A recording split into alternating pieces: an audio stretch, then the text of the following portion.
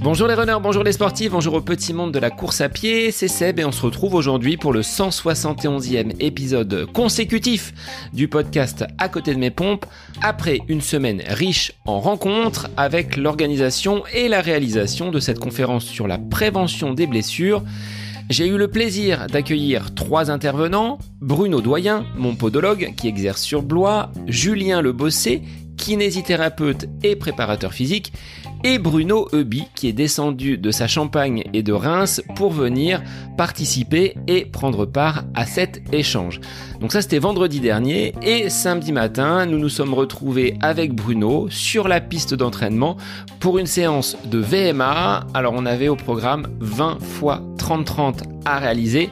Il faisait chaud, ça a été difficile parce que c'est pas une séance que j'ai l'habitude de faire et c'était le cas pour les autres personnes du groupe présent. C'était enrichissant, formateur de pouvoir bénéficier des conseils de Bruno, de sa méthode d'entraînement.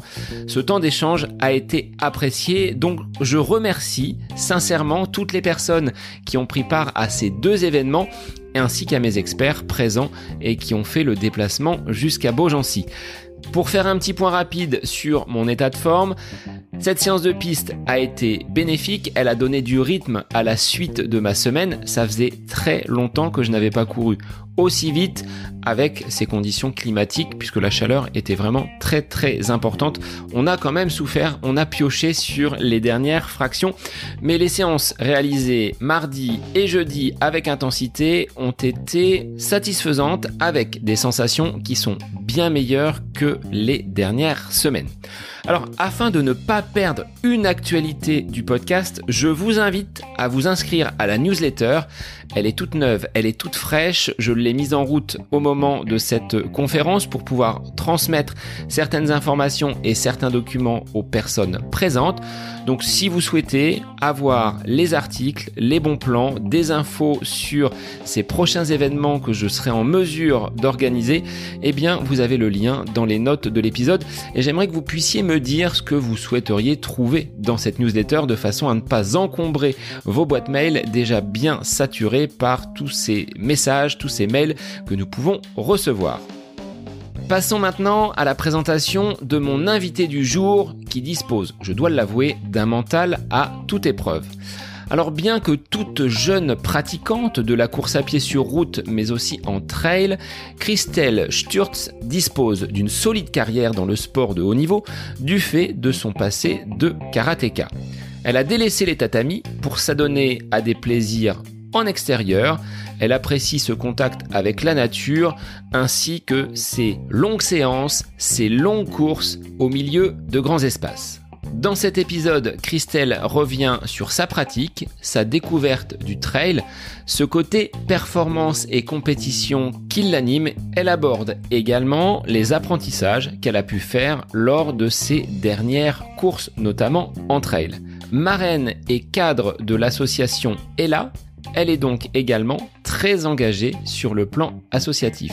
Il est temps pour moi de vous laisser en compagnie de Christelle Sturz et de ses nouveaux combats en trail et en running. C'est le nouvel épisode du podcast À côté de mes pompes. Bonne écoute à vous. Bonjour Christelle, merci d'être l'invitée du podcast À côté de mes pompes aujourd'hui. Comment vas-tu quelques heures seulement après ce gros défi du côté de l'Alsace avec un trail de 100 km? Bien, ça va plutôt bien. Hier, ça a été un peu plus compliqué. Hier lundi, donc 24 heures après, quelques petites courbatures et surtout une fatigue, quoi. Mais là, ça va. Les choses reprennent déjà de plus belle. Donc voilà, ça va. Ça s'est plutôt bien passé et la récup commence bien. Je me laisse quand même une semaine de récup complète. Alors Christelle, je vais te laisser te présenter pour que tu puisses indiquer aux auditeurs qui tu es, d'où tu viens et ce que tu fais au quotidien, parce que tu fais du trail, tu fais de la course sur route, mais pas seulement. Oui, c'est toujours un peu difficile de se présenter comme ça, mais oui, je suis une ancienne karatéka, ancienne. Là, je mens déjà un tout petit peu. Je suis toujours karatéka puisque j'enseigne encore actuellement dans un club en Alsace, à Lingolsheim, pour des enfants de 4 à 14 ans. Mais ceci étant, mon activité, je dirais karaté, c'est quand même beaucoup estompé ces dernières années pour aujourd'hui faire place à la course à pied, effectivement. Donc avec les courses sur route, je suis marathonienne et puis par ailleurs, j'aime beaucoup les ultra trails, donc toutes les courses. De plus de 80 kilomètres et avec du joli du dénivelé, oui. Donc, ouais, ce week-end, c'était mon premier au-delà de 100 K, même si par ailleurs, j'ai déjà fait des courses un peu aventure, je nomme comme ça, comme le marathon des sables que j'ai pu faire 2 fois déjà, mais qui est un peu d'un autre acabit, mais qui reste une course de très longue distance. Donc voilà, aujourd'hui, je suis assez passionnée par la longue distance, dirons-nous. Comment tu as cheminé pour sortir des tatamis et parcourir maintenant les kilomètres, les chemins au grand air? Tu avais fait le tour de cette carrière en karaté ou naturellement tu pratiquais peut-être déjà auparavant la course à pied dans le cadre d'une préparation physique? Ouais, exactement. Oh, la course à pied, elle n'est pas venue par hasard. J'ai mon papa qui était marathonien, que j'ai pu accompagner sur ses sorties longues, moi en bicross à l'époque, sur ces longues sorties. Et donc j'ai été entourée je dirais de coureurs autour de moi, étant jeune. Et puis lorsque j'ai commencé le karaté et que j'ai commencé à avoir un bon niveau, la préparation physique générale comportait forcément une partie de course à pied.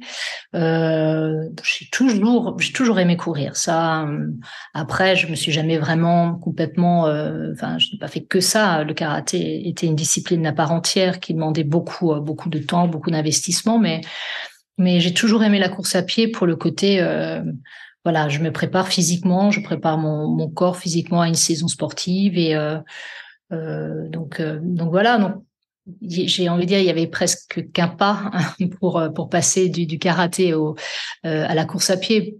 Même si on est quand même sur 2 disciplines totalement différentes, mais pour quelqu'un qui a été quand même déjà un tout petit peu baigné dans la course à pied, qui a vécu des entraînements de par ma famille, quoi. Forcément, je me suis dit, si un sport, je dirais, de reconversion, ou en tout cas un sport qui pourrait suivre le karaté, ça pourrait être celui-ci, et pour le côté aussi sport en toute liberté, lorsqu'on en a envie, sans contrainte, à l'extérieur. J'étais quand même pendant 20 ans dans un dojo, un peu partout dans le monde, lorsqu'on me dit, oh là là, c'est extraordinaire de parcourir le monde pour des compétitions, etc. Mais c'était en grosse majorité des déplacements entre l'aérogare, l'aéroport et un dojo ou un gymnase. Donc là, franchement, aujourd'hui, je suis assez ravie de pouvoir courir et d'être à l'extérieur, parce que c'est quand même là où j'aime être. Alors, tu dis 2 sports qui sont quand même opposés. Est-ce que tu vois pas quand même des passerelles sur le plan peut-être mental? Le karaté, on encaisse quand même pas mal de coups, on en donne. C'est peut-être préférable d'en donner et de pas trop en recevoir. Sur ces longues distances que tu réalises, que ce soit le marathon ou ces ultras, est-ce que cet ADN de guerrière que tu peux avoir par ta pratique du karaté n'est pas là un outil et quelque chose assez puissant pour te permettre de dépasser la douleur? Ouais, complètement. C'est le karaté, justement, on apprend à se battre, on apprend à se défendre, on apprend à esquiver, on apprend assez rapidement aussi à accepter de perdre un combat aussi. Aujourd'hui, lorsque je parle de ma petite carrière de karatéka, je préfère parler de mes moments de doute, des moments qui ont été compliqués, mais comment après j'ai trouvé la ressource pour rebondir et pour continuer en fin de compte, à aller au bout de mes objectifs et de mes intentions, de mes rêves. Et c'est vrai que dans le sport, et c'est ce qui est formidable dans le sport, c'est qu'effectivement, il faut avoir des atouts physiques clairement. Mais je dirais l'atout majeur dans des disciplines comme ça, comme l'ultra trail, c'est le mental, même si ça ne fait pas tout. Beaucoup me disent souvent, ah oui, il faut avoir du mental, etc. Je dis oui, il faut avoir le physique, il faut avoir préparé le physique en amont. Et après, s'il faut mettre en marche le bouton mental, on sait le faire et ça fait c'est plutôt bien d'avoir un mental à toute épreuve dans ce genre de discipline. Alors oui, il y a forcément aujourd'hui de ma carrière sportive de karatéka, c'est surtout cet état d'esprit de samouraï, de quelqu'un qui ne renonce pas, qui va au bout des choses, qui le fait par honneur, qui le fait parce que c'est vraiment un chemin de vie, c'est vraiment un état d'esprit. Donc forcément, lorsque je cours, il y a toujours cette je dirais cette envie en moi de ne jamais renoncer et d'y aller tel un samouraï, quoi. Ça, c'est forcément, ça reste et je suis bien contente de garder cette partie très distinctive quand même de ma personne. Alors toi, on a sorti une capsule avec Bruno Hobby sur l'abandon. Est-ce que ce mot fait partie de ton vocabulaire sportif? Ou est-ce que, en tant que guerrière, tu ne renonceras jamais, quoi qu'il arrive? On apprend dans ce genre de discipline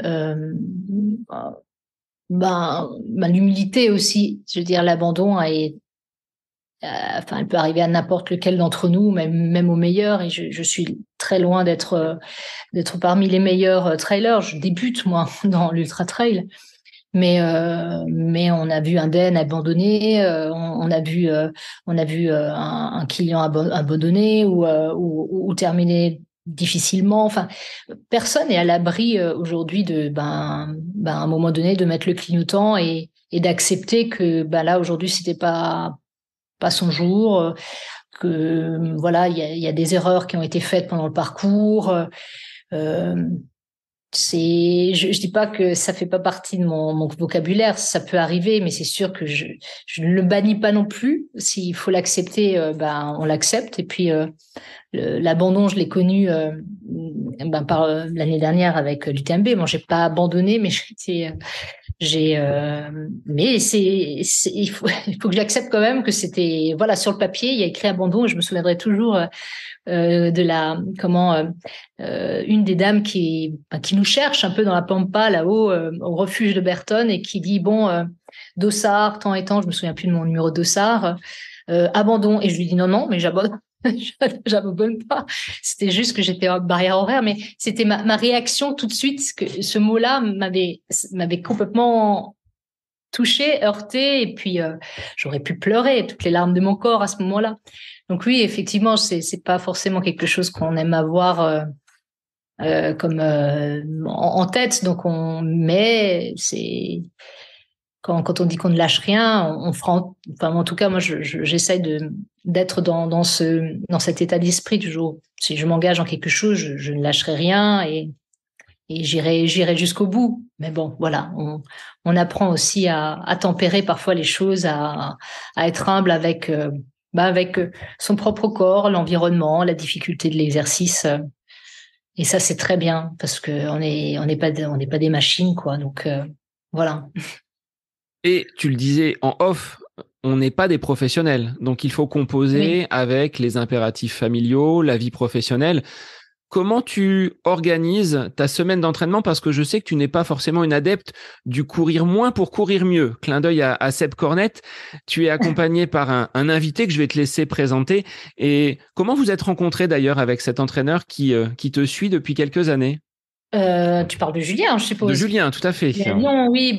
Alors lui, il est pas dans le concept de courir moins pour courir mieux. Donc ça, je dirais les premiers mois d'entraînement avec Julien ont été assez musclés puisque je passais en fait un entraînement, je dirais presque fait maison avant 2019. En fait, je l'ai rencontré au Kenya.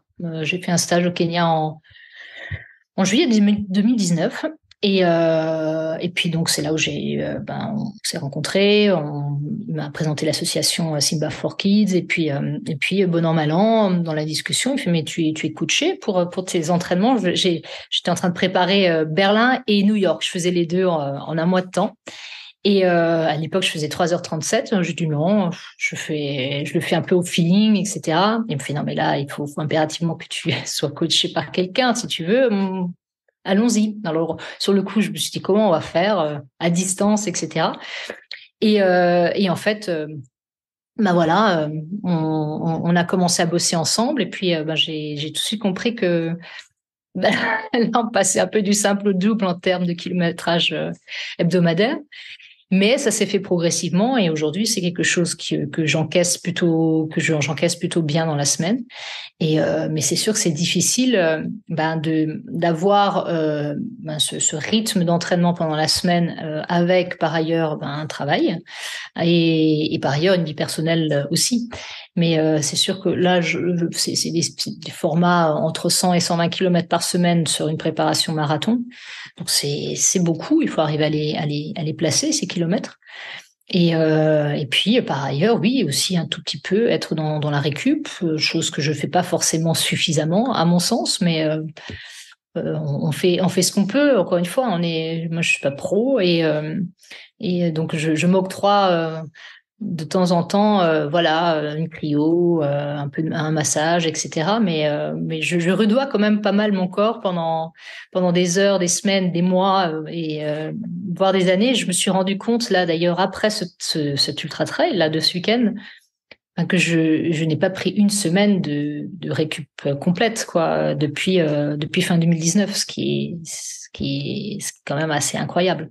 Mais ça, ce n'est pas la faute de Julien, c'est ma faute à moi parce que je ne sais pas faire un choix entre le marathon et l'ultra trail. Voilà. Comment on passe d'ailleurs, Christelle, du marathon à l'ultra trail, du macadam aux espaces de liberté en pleine nature? Ça passe, ça passe difficilement par moment, mais avec le temps, c'est pour ça que là je suis en début de prépa trail, donc là je me suis promis de ne pas trop en dire pour la suite parce que je veux quand même réfléchir posément. Si je fais un bloc trail là sur les 3 prochains mois, dirons-nous. Et avant de reprendre la route, mais c'est difficile de passer. C'est deux disciplines différentes, même si je sais plus si c'était Blanchard qui disait que c'est c'est de la course à pied, quoi. On reste dans la course à pied, sauf que c'est quand même des entraînements différents. On passe de la route sur des sentiers escarpés. Musculairement, c'est pas facile. Au niveau des tendons non plus. Enfin, il y a une réadaptation à faire. Et puis, c'est forcément un autre travail cardio, musculaire. Voilà, il faut un tout petit peu de temps. Et donc voilà, il faut laisser, je dirais, ce gap entre le moment où on arrête une préparation, enfin une compétition de route et avant de se remettre sur les sentiers. Alors moi, j'habite en ville, donc à Strasbourg, une partie de la semaine et une autre partie de la semaine, je suis plutôt dans la forêt, dans la Haute-Vallée de la Bruche, chez nous en Alsace. Enfin bref, c'est super mignon. Forêt, petite montagne, etc. Et pour mes footings, c'est juste génial parce que voilà, généralement je regarde même pas le chrono, je cours juste pour récupérer les footings régénérants, enfin vraiment vraiment génial. Mais lorsqu'on est vraiment dans une prépa trail, ouais, ça demande forcément de chercher du dénivelé, chercher à remuscler différemment les quadris, enfin et même, j'ai envie de dire tout le corps doit presque être de nouveau, doit être sollicité différemment. Au début, ouais, on a même l'impression qu'on a des courbatures. C'est pas qu'une impression, ça tire un peu de partout, mais le corps a cette faculté, et ça je trouve ça quand même assez extraordinaire lorsqu'on est sportif depuis toujours. Je dis toujours le corps c'est comme un cerveau quoi. Il se dit ah ouais ok d'accord là ça y est elle est repartie pour du D+, elle va nous me faire cavaler dans la montagne. Bon allez hop on change de paradigme Ça y est, maintenant, on revient wild et plus road. Mais il faut juste y aller progressivement. Mais progressivement, je le fais pas toujours. Donc, ça, c'est pas bien. Donc, c'est toujours pareil. Ce sont des conseils qu'on donne, mais qu'on n'applique pas toujours forcément. Donc, voilà. Donc, ça, c'est pour ça que je disais que tout à l'heure, je crois en off, que cette préparation pour l'Ultra Trail alsacien, c'est fait de manière assez express, quoi. Ça fait 1 mois et demi que je suis sur les sentiers à peine. Pour s'engager sur un 100K, il fallait oser, mais bon, voilà, je me connais quand même un tout petit peu. Je savais que j'allais pas faire une performance terrible en termes je dirais de temps, mais au moins, voilà, de le terminer dans des bonnes conditions quand même. Par ton héritage familial, Christelle, tu disais ton papa est marathonien, il pratique la course à pied. C'est naturellement que tu es venu sur ces distances longues. Tu ne te voyais pas faire, je sais pas, du 5, du 10 km. Vraiment, c'était le marathon, cette distance, on va dire, olympique, cette distance un petit peu mythique sur laquelle tu t'es aligné pour tes premières compétitions avec Dossard. Alors là, ça c'est une bonne question. Alors, pourquoi pas le 5, pas le 10? Je n'en sais trop rien. C'est vrai que pour la petite histoire, le premier marathon des sables que j'ai fait en 2003 pour le premier. 2003, exactement.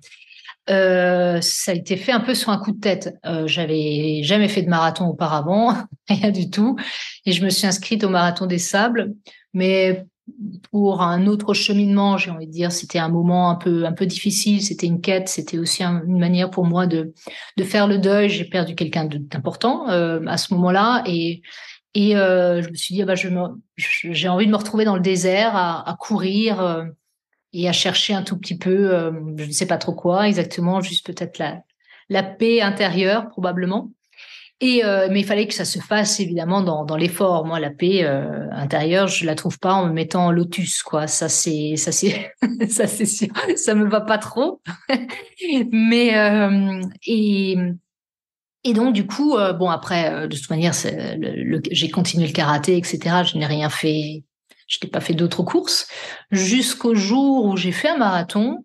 Et alors, en 2000, je sais plus non plus, 2014 me semble-t-il, où j'ai fait le marathon de Paris sans entraînement aucun, mais que je voulais faire parce que j'avais vu qu'il y avait une cagnotte qu'on pouvait octroyer à une association et je voulais le faire pour Ella. Et je me suis dit, bon, ben, je vais courir, je vais faire ce marathon et je vais collecter des fonds. Et donc, j'ai fait vraiment une belle collecte parce que j'étais une des plus grandes donatrices de tout le marathon de Paris cette année-là. J'étais dans le top 3 des grands donateurs, enfin bref. Donc, c'était vraiment un peu le but. Donc, comme dit, sans entraînement quelconque ou quoi que ce soit. Je crois que j'avais fait 4h15 enfin un temps pas génial du tout. Et ensuite, au moment où j'ai vraiment commencé à vouloir courir et à vraiment tourner la page karaté et de me dire, ah ben tiens, maintenant je vais faire un autre sport, mais de manière, voilà, juste pour faire du sport, quoi, sans aspect compétitif dans un premier temps. Tu l'as gardé longtemps, cet esprit juste pour le sport Non, c'est rigolo quand tu dis ça. Non, ça n'a pas duré longtemps parce que je me suis dit, oh, c'est cool, mais je suis déjà en train de regarder sur le chrono, je suis déjà en train de... C'est difficile pour quelqu'un qui a toujours été dans un pseudo-classement d'une manière ou d'une autre dans ma discipline, de ne pas chercher ça, encore une fois, dans une autre discipline ou se dire non, mais là, je peux faire mieux. Enfin, je suis quelqu'un qui est insatiable et jamais contente d'ailleurs. Je suis jamais satisfaite de moi lorsqu'on me demande si la course s'est bien passée, même si elle s'est bien passée. C'est rare que je dise ah oui, super, fantastique, je suis fière de moi, c'est merveilleux. Enfin, c'est vraiment très, très rare. Au grand désespoir de mon entourage parce qu'ils se disent mais c'est quand qu'elle va être vraiment satisfaite. Satisfaite. Non, mais tu vois toujours le verre à moitié vide finalement. Ouais, et puis c'est toujours pour me dire bon, ok, c'est bon, ça marchait là, mais je peux faire mieux, différemment. Enfin, c'est encore une fois, c'est un état d'esprit. Hein. C'est assez fatigant au quotidien quand même d'être comme ça, mais Mais et puis du coup, oui, quand j'ai commencé à courir, dans ma tête, c'était c'est le marathon quoi. Je pense même pas semi, je pas ni au 10 ni au 5. Et puis pour parler même vraiment physiologiquement maintenant aussi. Et puis je pense que le 5 et le 10, moi j'ai 44 ans. Je suis pas sûre que, surtout en deuxième partie de vie sportive, je peux être très performante vraiment sur du très court. Voilà, moi je fais du 41 minutes au 10 kills. Hein, je veux dire, c'est pas une référence quand même, mais donc, non, je préfère le marathon parce qu'il y a ce cheminement, il y a cette longueur, il y a cette espèce d'abnégation qu'il faut avoir pendant cette course, le côté méditatif aussi, ce côté un peu très... il y a une discipline en fait dans le marathon qui me plaît beaucoup, aussi bien dans l'entraînement préparatoire que même pendant la course, quoi. On s'improvise pas. Et ça me plaît beaucoup. Et puis surtout, c'est ce côté élongué. Voilà, on passe par différentes étapes et pendant longtemps. Et peut-être c'est pour ça que ça me plaît le marathon, quoi. Ouais, clairement. En termes de quête, tu préfères ce cheminement de l'entraînement relativement long avec ce point d'orgue, donc où l'on accroche le dossard, ou est-ce que c'est finalement différentes phases parmi lesquelles il y a l'entraînement, il y a la course et ça fait un package complet avec, comme tu dis, un ascenseur un petit peu émotionnel. On passe par des phases d'euphorie, peut-être de solitude, de désespoir, avec à la fin le chrono à l'arrivée. Bah ouais, mais c'est un peu la vie, tout ça, j'ai envie de dire, quoi. C'est tout ce qu'on retrouve dans nos vies, les up and down, les moments difficiles, les moments un peu de joie, et etc., etc. C'est ça qui est chouette. C'est pas si c'était simple, limpide, facile. Ça ressemble un peu à de la routine qui est quand même un peu difficile à vivre. Enfin, en tout cas, moi, j'ai du mal à vivre avec une routine. Par contre, oui, là, moi, j'aime l'entraînement. En fait, j'aime m'entraîner. J'aime beaucoup m'entraîner. Évidemment, c'est la cerise sur le gâteau, le dossard. Je dis toujours que c'est le moment de la course, c'est-à-dire le moment de la compétition, le moment de la mise du dossard. C'est un peu la célébration de mes entraînements. C'est vraiment quelque chose que je prends de cette manière-là. Mais avant tout, moi, je me réjouis lorsque je rentre dans une préparation et dans un entraînement, etc., etc. Moi, je suis quelqu'un qui adore m'entraîner. Et je dis ça parce que aujourd'hui, on voit certains coureurs qui s'inscrivent à une course un peu sur un coup de tête, etc. Ils s'inscrivent et on a l'impression que ça y est, ils ont déjà fait la course. D'ailleurs, très souvent sur les réseaux sociaux, on leur dit déjà bravo parce qu'ils se sont inscrits. Enfin, je veux dire, c'est pas le plus difficile. Non, c'est ce qui va venir, quoi.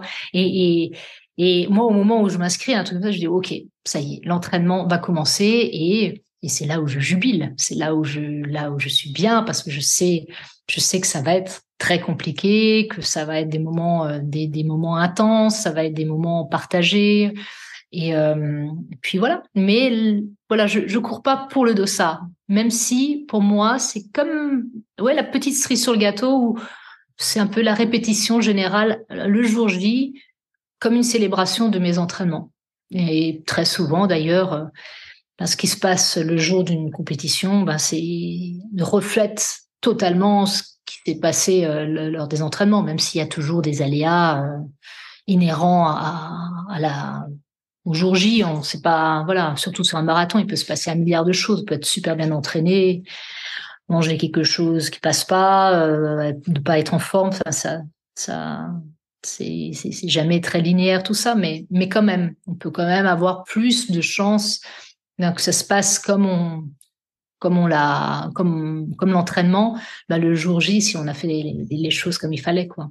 Tu es plutôt de nature confiante avant cette échéance, avant cette cerise sur le gâteau, ou est-ce que tu passes par différentes émotions de doute, de peut-être euphorie? Comment tu fonctionnes à l'approche justement là de ce 100 km du côté de l'Alsace, ta région natale?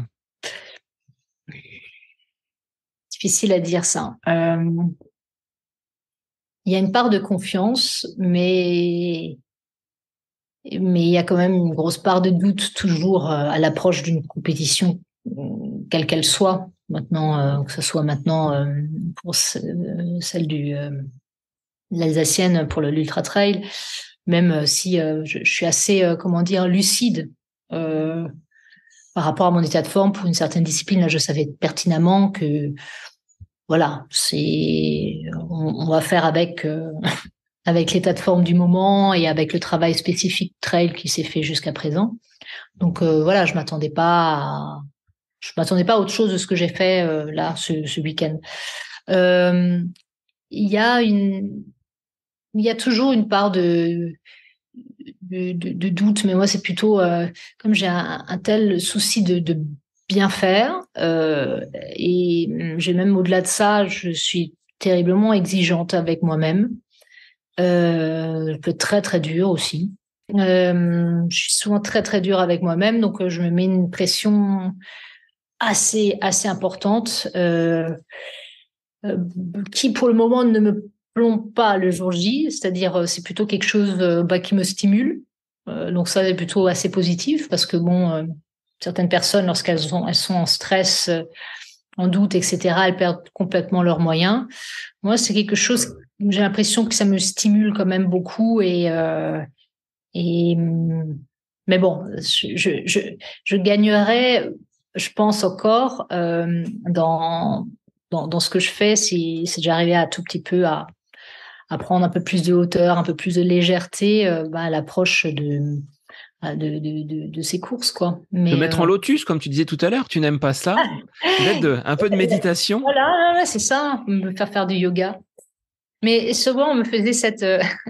Non, je rigole, enfin, je souris comme ça parce que pendant des années, j'ai un tempérament quand même plutôt assez fort, on va dire.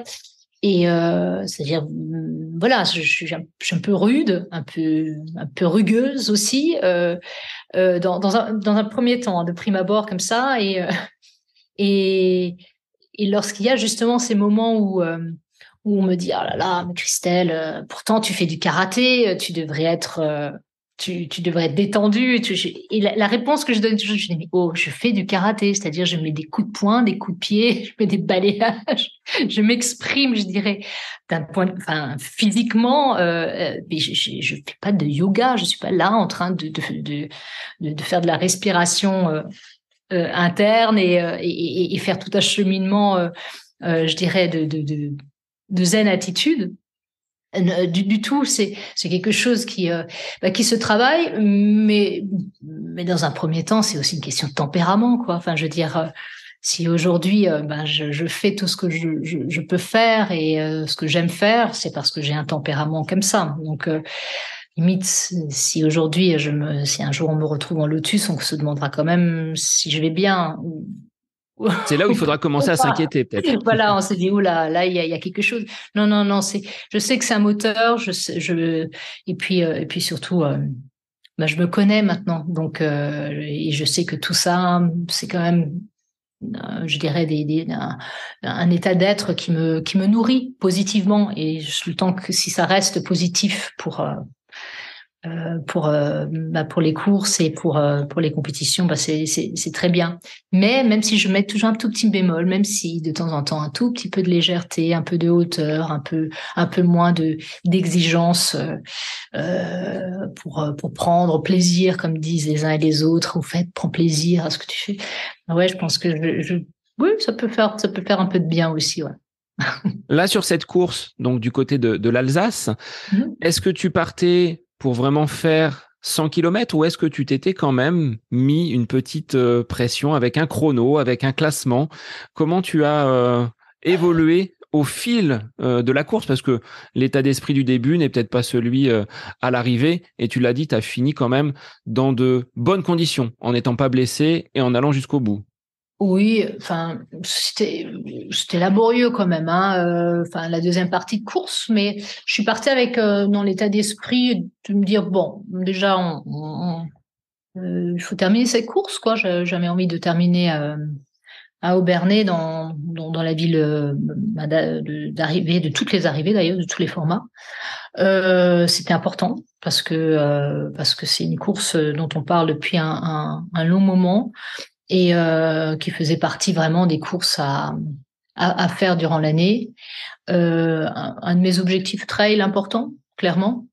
Après, ce format-là, comme je l'ai jamais fait, je me suis dit là il y a un mois,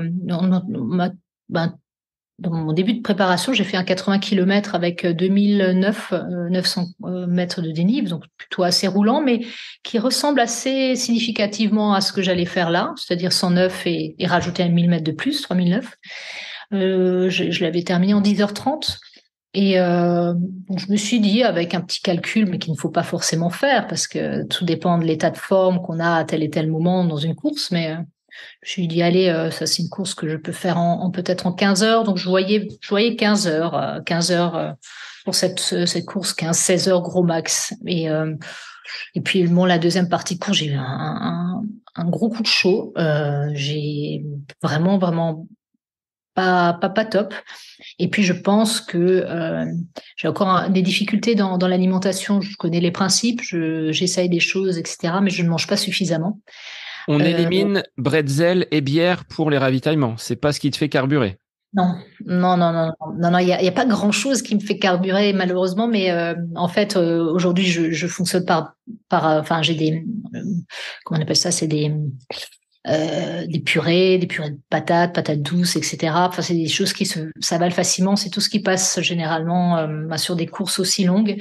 Moi, pour le marathon, par exemple, et même dans ma prépa marathon, et là, c'est aussi un peu à la kenyane, j'apprends tout au long de l'année et je fonctionne comme ça, même pour faire des sorties longues, donc de 30 parfois kilomètres, en partant à jeun, en m'alimentant pendant la course, etc. Donc, j'habitue mon corps à être à pas trop se nourrir, j'ai envie de dire, quoi, mais c'est quelque chose qui me va, mais sur ce format-là. Mais au-delà, quand on est sur un ultra, c'est impératif de manger, quoi, et de manger suffisamment. Et je pense que je mange pas encore suffisamment, ça c'est clair. Donc forcément, quand il y a des petits coups de mou, c'est forcément lié à ça aussi. Et puis il faut apprendre aussi à accepter aussi de se dire qu'on peut pas courir tout le temps, qu'il faut marcher. Et puis ça aussi, c'est à remettre un peu je dirais dans ma manière d'aborder la course, quoi. Quand on passe d'un marathon et où on est sur un rythme, etc., d'accepter aussi qu'il y a des longs moments de marche où on est en mode presque rando, quoi. Voilà. Donc il y a des choses qui ont un tout petit peu changé au fur et à mesure de la course, parce que voilà, ce petit coup de chaud, un peu de moins bien, un peu pas trop de jus, et puis donc du coup j'avais juste envie de terminer de manière la plus honorable possible, quoi, et dans les bonnes conditions possibles. Donc j'ai pas plus poussé que ça. Mais c'est vrai que la première partie de course, j'étais plutôt bien partie avec un beau chrono. Je crois que j'ai fait le premier 50 en 6h15. C'était pas trop mal, mais je pense peut-être trop rapide pour après enquiller encore la même chose avec l'état de fatigue qui se rajoute, quoi. Donc on apprend, enfin j'apprends au fur et à mesure, et puis surtout je m'adapte aussi. Donc et tout à l'heure on parlait d'humilité, mais on apprend à l'humilité dans ce genre de course, quoi. C'est que voilà, on fait ce qu'on peut dans ce genre de course, et en fonction de son état de forme, ses envies et ce qui se passe, je dirais, physiologiquement, quoi. Est-ce qu'aujourd'hui, tu es capable de me dire « J'aime beaucoup cette séance-là parce que je sais que je vais en avoir besoin derrière ». Si tu devais ressortir des séances majeures dans cette préparation trail, tu dirais que cette séance-là, ce serait peut-être la séance charnière, ce serait laquelle, par exemple ? Alors moi, je suis fan des sorties longues, hein, clairement. C'est lorsqu'on me dit, bon, maintenant tu pars, que ce soit sur un marathon sur 3 heures, 3 heures de sortie, sur un trail, maintenant on va faire 5, 6, 7 heures de course, sans pour autant trop pousser, quoi. Être vraiment sur juste juste être dans la gestion, je dirais, sur plusieurs heures. J'aime ce côté un peu euh, temporisé, c'est-à-dire où on tient et de bout en bout et avec cette impression toujours à la fin d'avoir fait ce qu'il fallait, mais d'être encore bien, quoi. Enfin, encore de se sentir bien. Je suis pas super fan de tout ce qui est, mais bon, ça c'est à travailler aussi, hein, forcément. C'est justement parce que je vais dire là qu'il faut peut-être que je travaille, mais bien sûr du gros travail de côte. Moi, je pense qu'il y a un gros travail encore à faire sur les montées, pour ma part, de renforcement et puis de travail vraiment très très dur en résistance sur les montées. Donc on D+. Après, j'aime beaucoup le D-, mais lorsqu'on est dans un moment de moins bien, un peu vidé, même là, sur les descentes, j'étais moins à l'aise que d'habitude. Je me sens plutôt assez bien sur le D-. Mais voilà, donc c'est plutôt, voilà, quand on me dit, bon, bah, Christelle, tu vas partir sur plusieurs heures d'entraînement, mais en mode endurance fondamentale, quoi, juste en mode gestion. Ça, j'aime beaucoup. Pratique solo, de fait. Tu préfères vraiment partir à l'aventure sur des sentiers sans être forcément accompagné. Il y a un peu une quête méditative de se retrouver avec cet environnement, ces paysages, cette faune qui t'entoure. Ça te booste. Bah, boost, je fais un peu comme enfin, je peux. Là, là, en l'occurrence, c'est vrai que j'ai pas forcément de partenaire d'entraînement et de personnes qui me suivent, mais c'est pas plus mal parce que c'est vrai que c'est quelque chose que j'aime, c'est-à-dire me retrouver seule dans la nature et faire mon entraînement et d'être vraiment concentrée en connexion avec moi-même et mon environnement. Ceci étant, je pense que là, par rapport à la suite je dirais de ma saison trail, je vais forcément courir avec du monde et puis rien que pour rendre un peu les séances un peu plus difficiles, de me pousser, et surtout aussi de pouvoir faire des choses parce que c'est bien beau de partir seul, mais il faut se ravitailler, il faut quand même un tout petit peu être suivi. Et là, en l'occurrence, là pour le moment, c'est mon mari qui m'assiste sur des week-ends parfois lorsque je fais des week-ends sur 1 ou 2 jours d'entraînement. C'est pas toujours très très facile pour lui, qui n'est pas par ailleurs pas sportif, etc., mais qui se donne volontiers à me donner un coup de main dans ce genre de moment. Mais lorsqu'on est à plusieurs, les choses sont quand même un tout petit peu plus faciles à envisager et à organiser. Et ce sera forcément fondamental dans les prochaines semaines si mon but c'est de faire encore quelques ultras avant septembre. Donc oui, pour le plaisir de m'entraîner toute seule par moment, mais d'un point de vue entraînement et performance, c'est mieux d'être à plusieurs. Ouais. Pour beaucoup de trailers, le cap des 100 km est justement un point de passage pour aller au-delà. Est-ce que tu t'imagines aller sur des distances beaucoup plus longues ou est-ce que tu dis finalement ce format 100 km est déjà très intéressant pour moi, j'ai encore beaucoup à apprendre et de ne pas griller les étapes pour peut-être aller trop haut, trop vite? J'aime beaucoup le format du 80. Le 100, c'est bien. Je trouve que le 100K, ça peut être quelque chose qui peut assez bien me convenir. C'est sûr que avec je dirais ces formats 20K, 50, 100K et 100M, certains coureurs pensent qu'il faut passer par toutes ces étapes pour arriver au 100M. Je ne pense pas. Et c'est pour répondre à la question. Je pense qu'il faut vraiment trouver son format, son format le plus adapté. Et on le sent tout de suite dès qu'on passe d'un format à l'autre. Je sais que si on parle d'index UTMB, Mon index UTMB sur 20K est catastrophique. Et au fur et à mesure, du 50 et du 100K, on voit que ça, c'est quand même, ça remonte et que c'est quand même aussi un critère, je dirais, cet index-là pour se rendre compte si on est plutôt fait pour tel et tel type de format. Donc là, oui, pour le moment, je sens que même si, encore une fois, j'étais pas en pleine capacité et puis pas encore super en forme pour ce 100K finalisé, mais un peu de manière laborieuse, c'est quand même quelque chose, quand même un format qui me convient bien, ouais.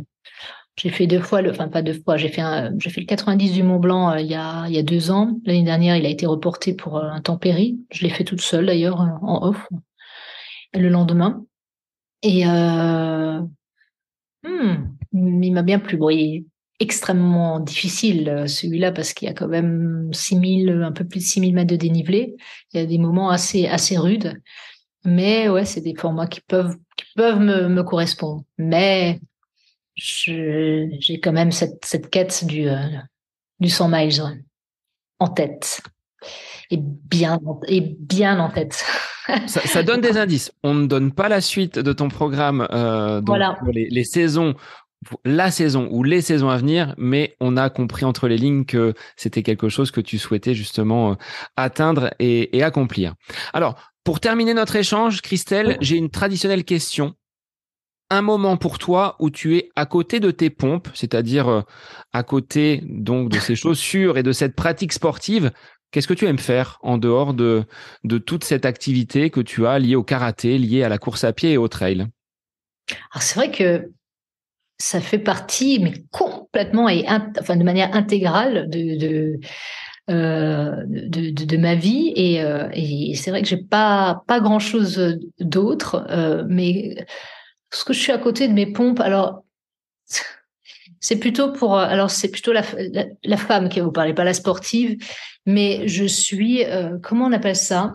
Euh, En fait, pour tout ce qui est d'un point de vue administratif, financier, du ménage, etc., tout ce qui est de l'ordre, de la gestion, quelle qu'elle soit, là, je suis mais carrément à côté de mes pompes.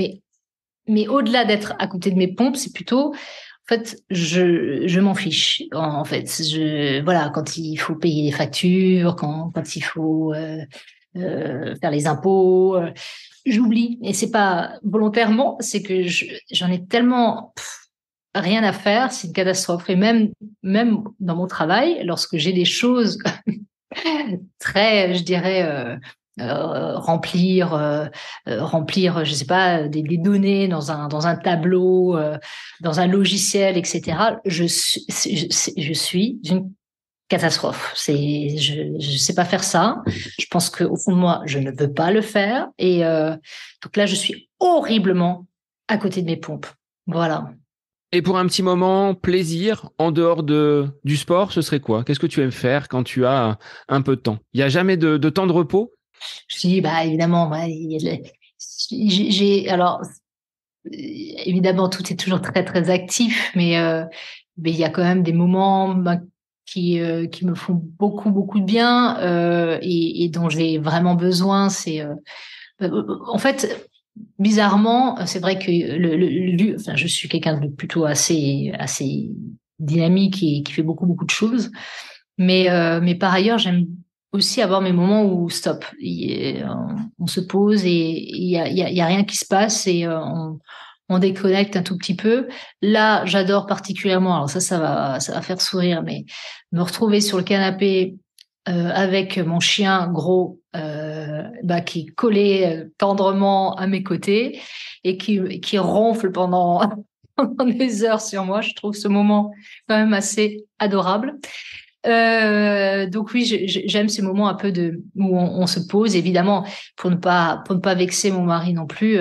Évidemment, il y a gros d'un côté, et mon mari de l'autre, hein, qui ronfle aussi, mais ça. Donc voilà, c'est des moments, mais mais tellement magiques, mais qui font partie aussi du quotidien et de notre vie et qui me font du bien et voilà, qui me massient un tout petit peu dans un espèce de dans une espèce de tendresse que j'ai besoin après des journées quand même assez intenses. Bon, j'espère que ton mari continuera à faire ton assistance sur les prochains ultras après cette petite anecdote. On va voir. Je vais préparer une team un peu différente après ce podcast, à mon avis, mais il n'y a pas de souci. Il y a beaucoup de tendresse dans ce que je dis, quand même. Hein. En tout cas, Christelle, merci de t'être livrée sur ta pratique de la course à pied, du trail. Je rappelle que tu es donc chargée de mission pour l'association Ella. Donc, on peut faire un petit coup de pouce pour cette association qui participe un petit peu au bonheur des enfants et à la maladie. C'est jamais simple. Et dans notre établissement, du côté de Beaugency, on met nos baskets également au mois d'octobre pour Ella. Donc, Christelle œuvre pour que toutes ces manifestations se fassent. Et puis, bon courage pour la suite de ta saison, Christelle. Ça marche. Merci à toi, Seb. C'était vraiment chouette. Et pour les auditeurs, je vous dis à la semaine prochaine pour un nouvel épisode du podcast À côté de mes pompes. Bonne semaine à vous.